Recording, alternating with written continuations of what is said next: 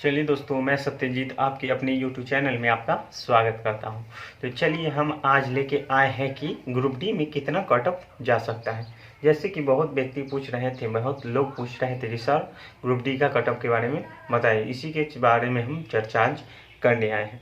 तो देखिए, group D का कट ऑफ कुछ बातों पर निर्भर करेगा। पिछले 2018 में जो वैकेंसी आई थी उसी को हम हिसाब से देखते हुए, एनालिसिस करते हुए आज हम कट ऑफ तैयार किए हैं और उसी को हम बताएंगे आपके सामने। तो चलिए वीडियो स्टार्ट करते हैं। तो देखिए, पहला नंबर हम देखेंगे कि पिछले बार कितनी वैकेंसी आई थी। तो पिछले बार की वैकेंसी कितनी थी, तो 62,907 वैकेंसी आई थी।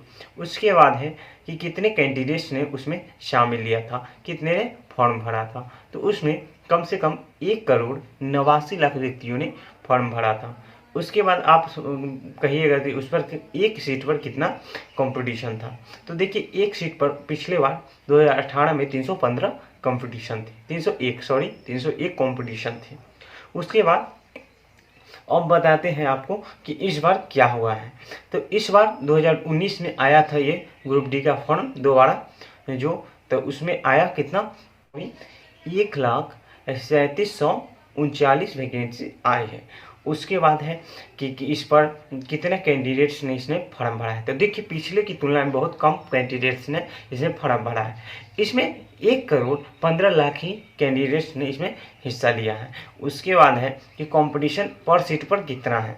तो कंपटीशन पर सीट पर इस बार है, पिछले बार था 301 और इस बार है 112 ही एक सीट पर। और इसमें वैकेंसी भी ज़्यादा है और इसमें कंपटीशन भी कम है। उसके बाद आप कहिएगा कि सर इस इतने बीच में तो कितना सारा एग्ज़ाम हुआ है, तो उसमें अगर ग्रुप डी में जो फॉर्म भरा हुआ होगा तो बहुत सारे बच्चे तो दूसरे में भी सिलेक्शन हो चुका है। तो उसका तो ये इसमें और कमेगा पर सीट पर कैंडिडेट। तो ये बात सही है, क्योंकि पिछले बार एएलपी का भी हुआ था, जूनियर इंजीनियर का भी आया था और ग्रुप डी भी पिछले बार भी इसमें भरे होंगे।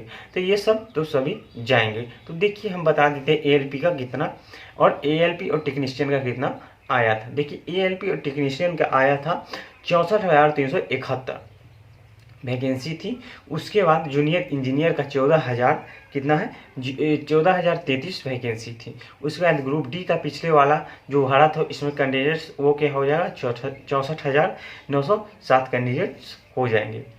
उसके बाद आपको बता दें कि और ये सब पूरा टोटल जोड़ के कितना हो गया, तो 1,41,311 हो गए हैं।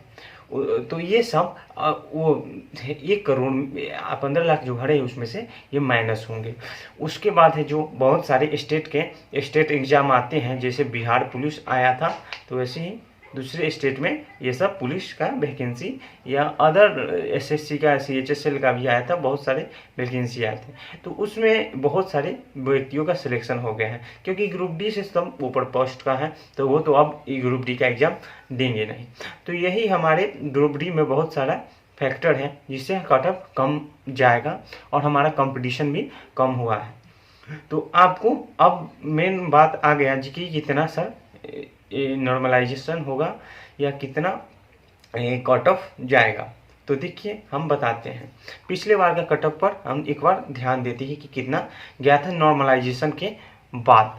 तो नॉर्मलाइजेशन के बाद आप सभी का कट ऑफ कितना गया था वो पहले हम देख लेते हैं। तो देखिए, पहला नंबर जनरल का कट ऑफ, ये हम क्राइटेरिया लगाए हैं क्योंकि सभी जोन में अलग अलग गया था। तो ये किसके किसके बीच में गया है, देखिए सबसे मिनिमम से मिनिमम 65 नंबर तक गया था। उसके बाद हाईएस्ट गया था 80। उसके बाद है ओबीसी का कितना गया था, तो हम लिखे हुए हैं, अपने चार्ट बनाए हुए हैं उसमें, क्योंकि हम भूल ना पाए, तो हम उसी में से देख के आपको बताएंगे। देखिए, मिनिमम से मिनिमम गया था कितना, 56 गया था ओबीसी का, और हाईएस्ट गया था कितना, 72। उसके बाद एससी का है, तो एससी का गया था मिनिमम 44 और हाईएस्ट गया था एससी का 70। उसके बाद है एसटी का कितना गया था, तो एसटी का है 48 और हाईएस्ट गया था 60। तो यही पिछले बार गया था। उसके बाद है कि इस बार अब रो मार्क्स कितना हम लाएं जो हमारा सिलेक्शन होगा ग्रुप डी में। तो देखिए, इस पर हम बात करते हैं। तो देखिए, आपको अगर आप जर्नल हैं, अगर आप ग्रुप डी में सिलेक्शन पाना चाहते हैं 100% अगर लाना चाहते हैं तो आपको इतना नंबर लाना होगा, मैं जितना बता रहा हूँ।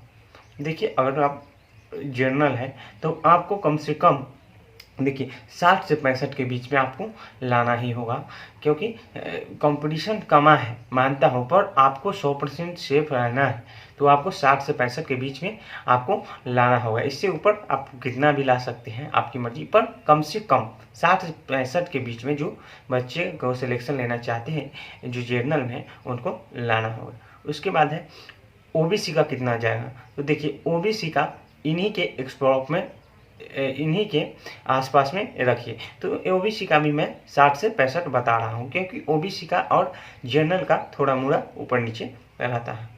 उसके बाद एससी का रो मार्क्स कितना लाना जरूरी होगा, तो देखिए एससी का रो मार्क्स कम से कम 55 से 60 के बीच में आप ला सकते हैं, क्योंकि अगर इतना लाएंगे तो आपका भी सिलेक्शन श्योर हो जाएगा। उसके बाद एसटी का कितना लाना जरूरी होगा, तो देखिए एसटी का तो 50 से अगर 55 के बीच में लाते हैं, ये सब मैं बता रहा हूँ कि इतना के बीच में अगर लाइएगा तो आप सेफ हो जाइएगा, क्योंकि नॉर्मलाइजेशन के बाद आपका स्कोर बढ़ेगा। देखिए पिछले बार कितना 20 से 25 नंबर तक भी बढ़ा था। अगर आपका सेट अगर इतना नंबर लाइएगा तो ज़रूरी ही है क्योंकि बढ़ता ही है नॉर्मलाइजेशन में, तो आपको ज़रूर 15 से 16 नंबर तो आपको बढ़ेगा ही, तो इसीलिए आपको इतना लाना होगा अगर सिलेक्शन आप लाना चाहती हैं तो। और देखिए अब बात है कि बहुत बच्चे बोलेंगे सर मेरा तो अभी इतना नहीं आ रहा है तो मैं तो बाहर हो गया कंपटीशन से, तो बच्चे ऐसा नहीं है, क्योंकि जैसे अभी आप पढ़ रहे हैं वैसे ही अभी अन्य स्टूडेंट भी आप पढ़ रहे हैं। अगर आप ये परीक्षा निकालना चाहते हैं तो आपको औरों से कुछ एक्स्ट्रा मेहनत करनी होगी, तो इसके लिए आपको पूरा जी जान लगा देना है, क्योंकि अभी आप जितना एवरेज स्टूडेंट है आपको 40 से 45 नंबर आ रहा है, उतना ही सभी स्टूडेंट को अभी आ रहा है जो अभी तैयारी आपके साथ चालू किए हैं। और आप अगर चाहते हैं हमारा सिलेक्शन हो तो आपको उनसे अधिक मेहनत करना होगा, आपको पढ़ना होगा, आपको उनसे अधिक टाइम देना होगा पढ़ाई के पीछे। आपको इस पर एक वीडियो हम लाएंगे कि कैसे पढ़ाई करना है, और मोटिवेशन वाला एक वीडियो भी लाएंगे। तो अगर वीडियो पसंद आई हो तो वीडियो को लाइक करें और चैनल को सब्सक्राइब जरूर करें। Thank you.